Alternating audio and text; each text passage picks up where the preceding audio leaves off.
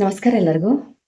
ಕೊಟ್ಟಂತ ದುಡ್ಡು ವಾಪಸ್ ಬರಲಿಕ್ಕೆ ಒಂದು ಸಿಂಪಲ್ ಪರಿಹಾರವನ್ನು ಮಾಡಿಕೊಂಡು ಬೆನಿಫಿಟನ್ನು ಪಡ್ಕೊಳ್ಳಿ. ಇವಾಗ ದುಡ್ಡು ಕೊಟ್ಬಿಟ್ಟಿರ್ತೀರಾ, ಆದರೆ ನಿಮ್ಮ ದುಡ್ಡನ್ನೇ ನಿಮಗೆ ವಾಪಸ್ ಕೊಡ್ತಾ ಇರಲ್ಲ, ತುಂಬಾ ಪ್ರಾಬ್ಲಮ್ಸ್ ಕ್ರಿಯೇಟ್ ಮಾಡ್ತಾ ಇರ್ತಾರೆ. ಅಂಥ ಟೈಮಲ್ಲಿ ಈ ಪರಿಹಾರ ತುಂಬ ಚೆನ್ನಾಗಿ ವರ್ಕ್ ಆಗುತ್ತೆ.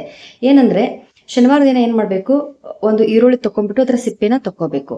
ಜಸ್ಟ್ ನಿಮಗೆ ಸಿಪ್ಪೆ ಬೇಕಾಗುತ್ತೆ ಈರುಳ್ಳಿದ್ದು. ಆಮೇಲೆ ಅದ್ರ ಜೊತೆಗೆ ಒಂದು ಬೆಳ್ಳುಳ್ಳಿ ಸಿಪ್ಪೆ ತೆಗೆದ ನಂತರ ಒಳಗಡೆ ಸಿಪ್ಪೆ ಸುಲಿದಂಥ ಬೆಳ್ಳುಳ್ಳಿ ಏನಿರುತ್ತಲ್ಲ, ಆ ಬೆಳ್ಳುಳ್ಳಿನ ತಗೋಬೇಕು.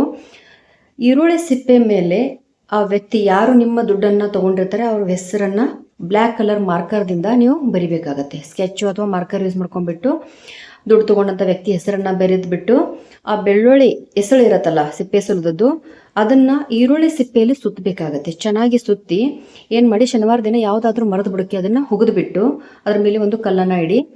ಈ ರೀತಿ 3 ಶನಿವಾರಗಳ ಕಾಲ ಮಾಡಿದರೆ ನೀವು ಕೊಟ್ಟಂಥ ದುಡ್ಡು ನಿಮಗೆ ವಾಪಸ್ ಬರುತ್ತೆ. ಈ ರೆಮಿಡಿನ ಮಾಡಿಕೊಂಡು ಬೆನಿಫಿಟನ್ನು ಪಡ್ಕೊಳ್ಳಿ ಅಂತ ಹೇಳ್ತೀನಿ. ಎಲ್ಲರಿಗೂ ಒಳ್ಳೆಯದಾಗಲಿ. ಧನ್ಯವಾದಗಳು.